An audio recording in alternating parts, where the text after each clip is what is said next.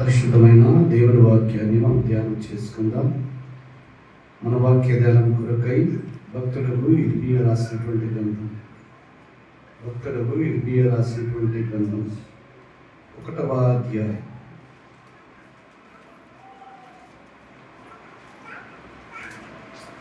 4 నుండి 7వ వచనం వరకు. భక్తులకు ఇర్మియా రాసినటువంటి గ్రంథము 1వ అధ్యాయము 4వ వచనం నుండి 7వ వచనం వరకు. యెహోవా వాక్కు నాకు ప్రత్యక్షమై ఈలాగు సెలవిచ్చెను, గర్భములో నేను నిన్ను రూపింపక మునిపే నిన్నెరిగితిని, నీవు గర్భము నుండి బయలుపడక మునిపే నేను నిన్ను ప్రతిష్ఠించితిని, జనములకు ప్రవక్తగా నిన్ను నియమించితిని. అందుకు అయ్యో యెహోవా చిత్తగించు, నేను బాలుడనే, మాటలాడుటకు నాకు శక్తి చాలదని నేననగా యెహోవా నాకు ఇలాగ సెలవిచ్చెను, నేను బాలుడను వద్దు, నేను నిన్ను పంపవారి యొద్దకు నీవు పోవలను, నీకు ఆజ్ఞాపించిన సంగతులను నీవు చెప్పవలను. చాలు, చిన్న ప్రార్థన చేస్తాను. దయగల తండ్రి, కృపగల దేవ, స్తోత్రం నాయన. చదవబడిన వాక్య భాగాన్ని బట్టి మిమ్మల్ని ఎంతగానో స్తుతిస్తున్నా. వాక్యం మీది, మీరు వాక్యమై ఉన్న దేవుడు కనుక ఈ వాక్యం ద్వారా మాతో సూటిగా మాట్లాడండి.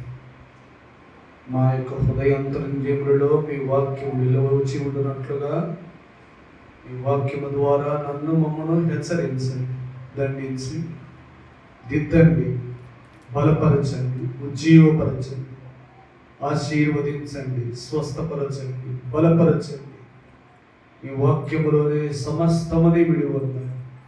అతి మీ వాక్యం ద్వారా మాతో మాట్లాడండి.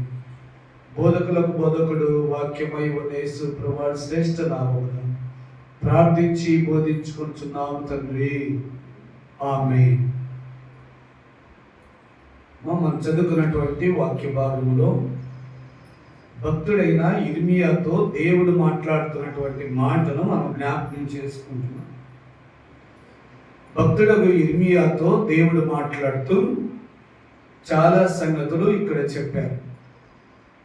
3 విషయములను ఇందులో నుండి మనం ధ్యానం చేసి క్లుప్తముగా ముగించుకున్నాం సమయానికి.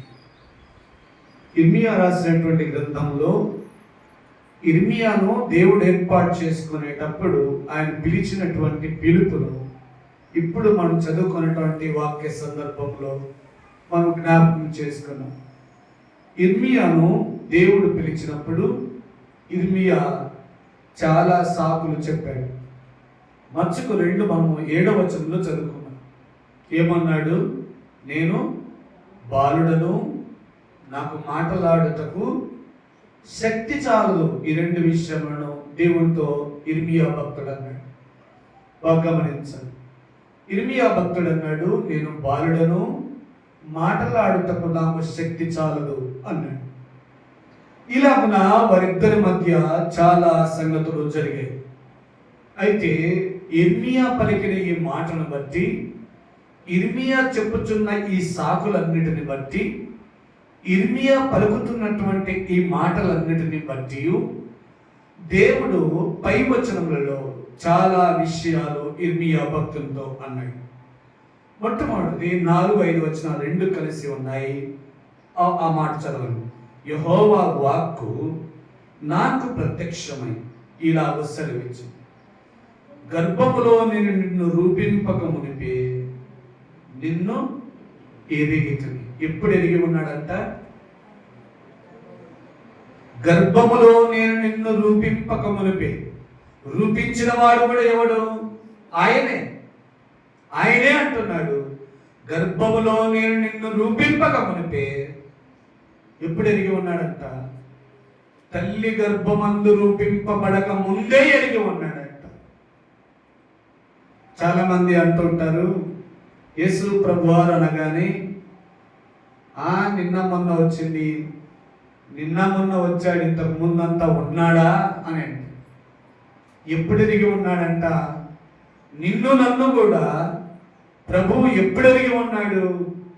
యోబు భక్తుడు ఆ యొక్క మానవ శరీర నిర్మాణాన్ని జ్ఞాపకం చేసుకుంటూ చాలా సంగతులు యోబు భక్తుడు అంటాడు.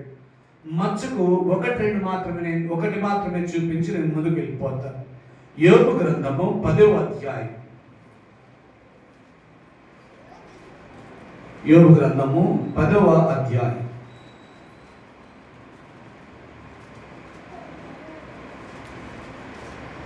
11-12 వచనాలు.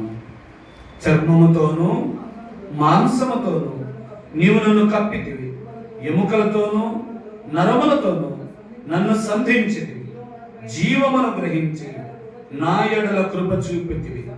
నీ సంరక్షణ చేత నా ఆత్మను ఏం చేస్తావంట? కాపాడితివి. ఎవరు నిర్మించాడు నిన్ను నన్ను? మన నిర్మాణకుడు ఎవరు? చర్మముతోనూ అయ్యా మాంసముతోనూ నీవు నన్ను కప్పి ఉన్నావు, ఎముకలతోనూ నరములతోనూ నన్ను సంధించి ఉన్నావు, జీవమును గ్రహించి నా యెడల కృప చూపితివి. నీ సంరక్షణ చేత నా ఆత్మ ఏం చేస్తామంట? కాపాడుతూ ఉన్నాడు నేటికి. మనమంటున్నాము ఎప్పుడొచ్చింది, ఎప్పుడొచ్చాడు ఆయన, ఇంతకుముందంతా ఎవరున్నారు, ఏది ఉంది అని అనేక మంది అడుగుతూ ఉంటారు. ఇర్మియా భక్తునితో దేవుడు అంటున్నాడు, నేను తల్లి గర్భమందు నిన్ను రూపింపక మునిపే నిన్ను ఎరిగితిని. ఎప్పుడు తెలుసంట ఇర్మియా? తల్లి గర్భమందు రూపింపబడక ముందే ఎరిగినటువంటి వాడు. నీకు నాకు వయస్సు మహా అయితే 20 సంవత్సరాలు 90 సంవత్సరాలు ఉండి ఉండవచ్చు. 90-20 సంవత్సరాలకు బహువృద్ధుడవై ఉండవచ్చు. అంత మాత్రం చేత దేవుని కంటే నీవు సీనియర్ అని కాదు. దేవుడు మానవులందరినీ తల్లి గర్భములో రూపింపబడక ముందే ఎరిగినటువంటి వాడు. ఇర్మియానైతే తల్లి గర్భంలో రూపింపబడక ముందే ఎరిగాడు, తెలుసుకున్నాడు. మరి నిన్ను నన్ను ఎప్పుడు తెలుసుకున్నాడు? దాదాపు 20 సంవత్సరాలు అయి ఉంటుంది, ఎక్కువైతే 30 సంవత్సరాలు అయి ఉంటుంది. అంతే కదా ఆయన నన్ను ఎరిగి ఉన్నది అని నీవు నన్ను అనుకుంటుండొచ్చు. ఆయన నిన్ను నన్ను కూడా ఎప్పుడు ఎరిగి ఉన్నాడో ఒక మాట చూడండి. ఎఫెసీయులకు రాసిన పత్రిక 1వ అధ్యాయం. ఎఫెసీయులకు రాసిన పత్రిక 1వ అధ్యాయం.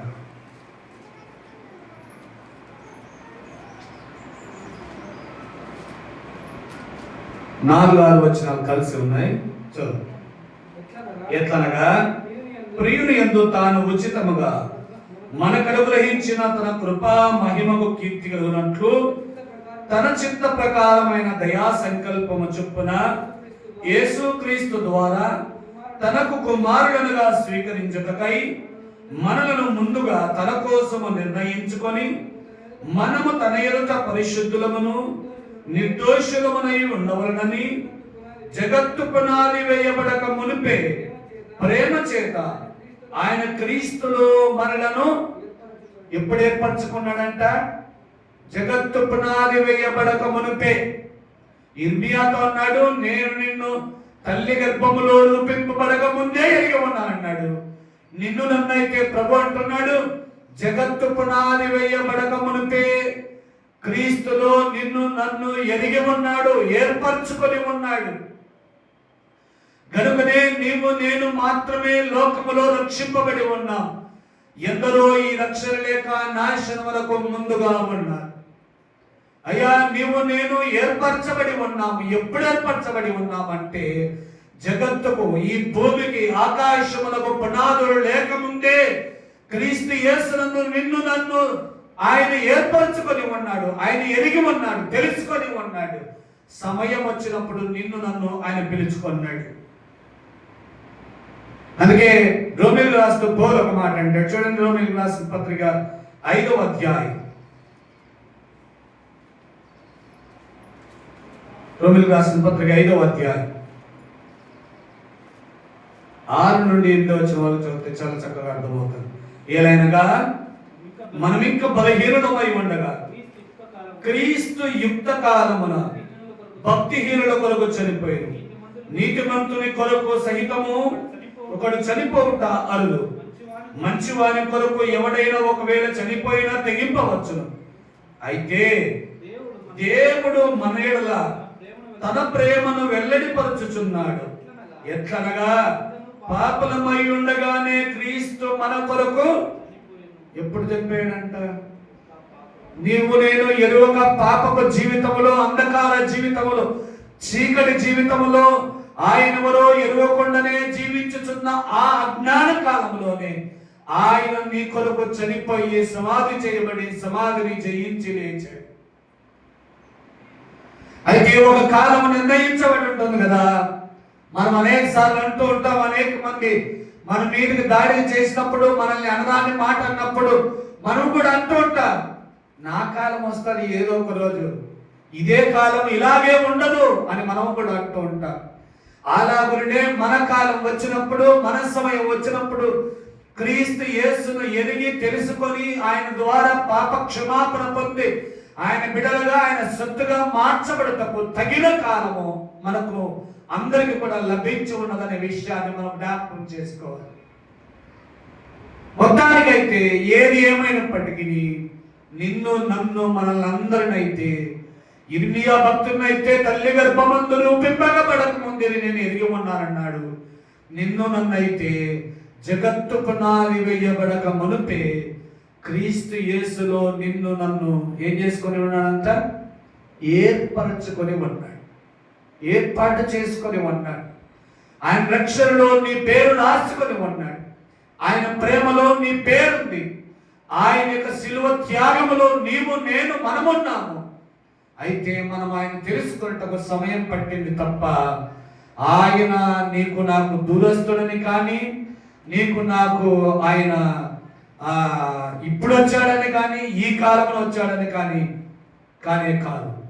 కాబట్టి ఇర్మియాను తల్లి గర్భములో రూపింపబడక ముందే ఎరిగి ఉన్న దేవుడు నిన్ను నన్ను మనల్ని జగత్తు పునాది వేయబడక మునిపే క్రీస్తు యేసునందు మనల్ని ఏర్పరచుకొని ఉన్నాడు. రెండవది ఇర్మియాతో భక్తుడు దేవాది దేవుడు మాట్లాడుతున్న మాట, రెండవ మాట మనం జ్ఞాపకం చేసుకున్నాం. నీవు గర్భం నుండి బయలుపడక మునిపే ఏం చేశాడంట? ఎప్పుడు ప్రతిష్ఠించాడు? గర్భము నుండి, తల్లి గర్భము నుండి బయలుపడక మునిపే, తల్లి గర్భము నుండి బయటకు రాక మునిపే నేను నిన్ను ప్రతిష్ఠించితిని, నియమించితిని. ఒక పనికై నిన్ను ఏర్పాటు చేశాను. ఒక కాలము కొరకై నిన్ను నియమించి ఉంచాను, నిన్ను ప్రతిష్ఠించాను అని అంటున్నాడు. మోషే ప్రతిష్ఠింపబడ్డాడు. దేని కొరకు? ఐగుప్తు బానిసత్వంలో ఉన్న ఇశ్రాయేలును ఐగుప్తు బానిసత్వం నుండి బయటకు తీసుకొచ్చేదానికి, వారికి ఆ రక్షణ ఇవ్వడానికి మోషే అనే భక్తుడు ప్రతిష్ఠింపబడ్డాడు. సంసోను కూడా ప్రతిష్ఠింపబడ్డాడు. ఐగుప్తీయుల యొక్క బానిసత్వపు సంఖ్యల నుండి ఇశ్రాయేలును తన జనమును రక్షించుటకు సంసోను ప్రతిష్ఠింపబడ్డాడు. అయితే సంసోను తప్పిపోయాడు, అది మనకందరికీ తెలుసు. అయితే ఒక పనికై నియమింపబడ్డాడు. గొర్రెల కాపరిగా ఉన్న దావీదును దేవుడు ప్రతిష్ఠించాడు. గొర్రెల కాపరిగా ఉన్న తనను ఇశ్రాయేలు తన రాజ్యము మీద తనకిష్టుడైన తాను ఏర్పాటు చేసిన రాజుగా దావీదును ప్రతిష్ఠించినట్లుగా మనం చూస్తా ఉంటాం. ఇలాగ ప్రతిష్ఠింపబడిన వారు, నియమింపబడిన వారు ఎందరో మన బైబిల్ గ్రంథంలో చూడవచ్చు. లోకంలో కూడా మనం అనేకులను చూస్తూ ఉంటాం. మనల్ని నియమించాడు, ప్రతిష్ఠించుకున్నాడు. ఇర్మియాతో ప్రభు అంటున్నాడు, నీవు తల్లి గర్భము నుండి బయలుపడక ముందే నేను నిన్ను ఏర్పాటు చేసుకొని ఉన్నానయ్యా. నీవు భార్యను మాట్లాడటకు శక్తి చాలు, నాకు ఆ పని చేత కాదు, ఈ పని చేత కాదు, ఇలాగ మాట్లాడలేను, అలాగ మాట్లాడలేను నీవు అంటున్నావు. నేను నిన్ను ఎప్పుడు ప్రతిష్ఠించాడంట? తల్లి గర్భము నుండి బయలుపడక ముందే ప్రతిష్ఠించాడు. నీవు నా కొరకు జీవించాలని, నీవు నా కొరకు నియమింపబడవాలని, నా పని జరిగించాలని నా కొరకు ప్రతిష్ఠించుకున్నాను నిన్ను. నియమించుకున్నాను నిన్ను.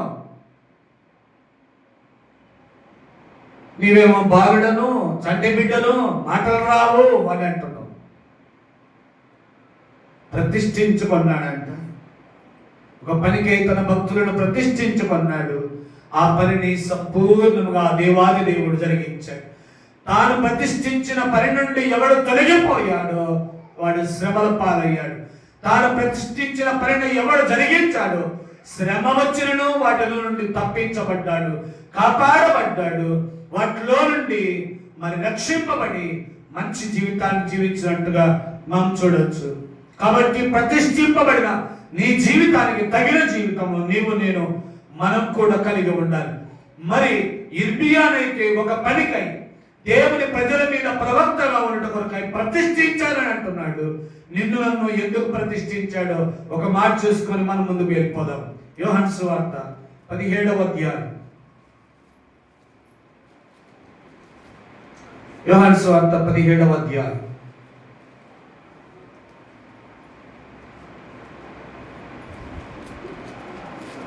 15వ వచనం నుండి చదువు. నీవు లోకముల నుండి వారిని తీసుకుపోమ్మని నేను ప్రార్థించడం లేదు, కానీ దుష్టుల నుండి వారిని కాపాడమని ప్రార్థించుచున్నాను. నేను లోక సంబంధిని కానట్టు వారు లోక సంబంధులు కాదు, సత్యమందు వారిని ప్రతిష్ఠ చేయము. నీ వాక్యమే సత్యం. దేని ఎందుకు ప్రతిష్ఠించాలంట? సత్యమందు ప్రతిష్ఠ చేయము. ఆ సత్యం ఏంటంట? నీ వాక్యమే సత్యం. ఇప్పుడు మనము దేని కొరకు ప్రతిష్ఠింపబడ్డాము, దేని కొరకు నియమింపబడి ఉన్నాము, దేని కొరకు మనము ఆయన చేత ఏర్పాటు చేయబడి ఉన్నామనగా దేవుని వాక్యానుసారమైన జీవితాన్ని జీవించిన కొరకు నీవు నేను మనము నియమింపబడి ఉన్నాం, ప్రతిష్ఠింపబడి ఉన్నాం. నీకు నాకు కత్తులు పట్టుకొని యుద్ధము చేయవలసిన అవసరం లేదు. నీకు నాకు ఏ విధమైన శ్రమ పడవలసిన పని లేదు. నీవు నేను మనమందరము దేవుని వాక్యమును అనుసరించి దేవుని వాక్యమనే సత్యవాక్య ప్రకారము జీవించడం ద్వారా నీ యందు నా యందు మన యందు ప్రభువు సంతోషించుచున్నాడు. కానీ నీకు నాకు మోషేకు అప్పగించినట్టుగా ఏ పని అప్పగించలేదు, సంసోనుకు అప్పగించినట్టుగా ఏ పనికి నిన్ను నన్ను నియమించలేదు. కానీ దేవుని వాక్యానుసారమైన జీవితాన్ని జీవించుటకు నిన్ను నన్ను మనల్ని ప్రతిష్ఠించుకున్నాడు. ఇర్మియాను ఎందుకు ప్రతిష్ఠించుకున్నాడు? జనముల మీద ప్రవక్తగా ప్రతిష్ఠించుకున్నాడు.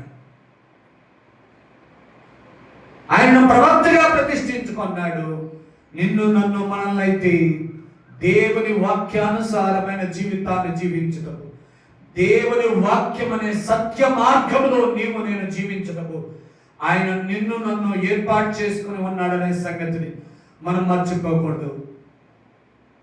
కాబట్టి ఆయన అంటాడు ఒక చోట, యోహాను భక్తుడు రాస్తా అంటాడు, నా పిల్లలు సత్యమును అనుసరించి నడుచుకొనుచున్నారని వినుట కంటే నాకు ఎక్కువైన సంతోషము లేదు. సత్యమును అనుసరించి దేవుని వాక్యమును అనుసరించి నడుచుకొనుచున్నారని వినుట కంటే దేవునికి ఎక్కువైన సంతోషము ఏది కూడా లేదట. కాబట్టి నిన్ను నన్ను ఎందుకు ప్రతిష్ఠించుకున్నాడు, ఎందుకు నియమించాడయ్యా అంటే దేవుని వాక్యానుసారమైన జీవితాన్ని జీవించుటకు మాత్రమే నిన్ను నన్ను నియమించుకొని ఉన్నాడు, ప్రతిష్ఠించి ఉన్నాడు. మూడవదిగా అతి ప్రాముఖ్యమైనది, ఇదొక మాట చెప్పి నేను ముగించేస్తాను. ఇర్మియా భక్తుడు రాస్తూ ఇర్మియాతో దేవుడన్న ఆ మాట మాత్రం మనం ధ్యానం చేసి ముందుకు వెళ్ళిపోతాం. మొదటి అధ్యాయం 4-5 వచనాల్లోనే ఆఖరి మాట ఉంది.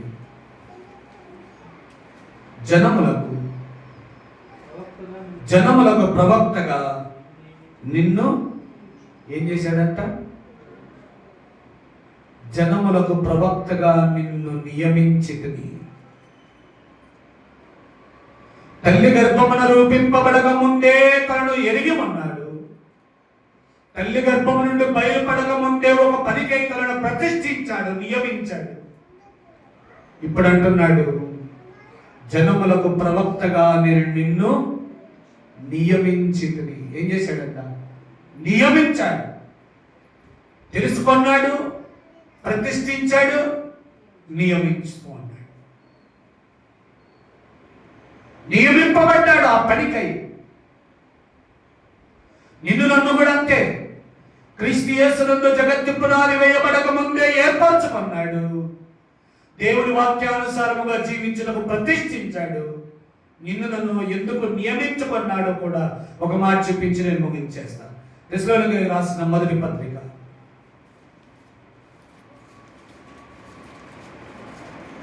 తెస్సలోనికీయులకు రాసిన అపోస్తలుడైన పౌలు తెస్సలోనికీయులకు రాసిన మొదటి పత్రిక 5వ అధ్యాయం 9వ వచనం. ఎందుకనగా మన ప్రభు అయిన యేసు క్రీస్తు ద్వారా రక్షణ పొందుటకే దేవుడు మనలను ఎందుకు నియమించాడంట?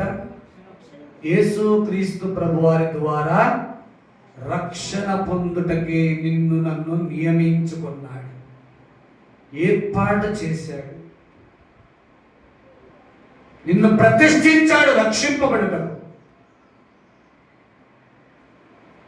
ఇక ఏ సుడిగాలి, ఏ కష్టం, ఏ వ్యాధి, ఏ శోధన, ఏ బాధ నిన్ను ఆ రక్షణ నుండి తొలగింపజేయకూడనట్లుగా దేవుని వాక్యము ద్వారా నిన్ను నువ్వు ఎప్పటికప్పుడు సరిచేసుకుంటూ, ప్రతిష్ఠించుకుంటూ, నిన్ను నన్ను ఎప్పటికప్పుడు కడుక్కుంటూ ప్రభు సన్నిధిలో పరిశుద్ధమైన నిజాయితీపరమైన జీవితాన్ని జీవిస్తూ ప్రభుకి ఇష్టమైన జీవితాన్ని జీవించుచూ ఉన్నట్టయితే ఇర్మియాను జనముల మీద ప్రవక్తగా ఎలాగో నియమించాడో నిన్ను నన్ను తన రక్షణకు కర్తగా తన యందు రక్షింపబడటకే నిన్ను నన్ను నియమించాడు. కానీ ఎందుకు నియమించలేదంట?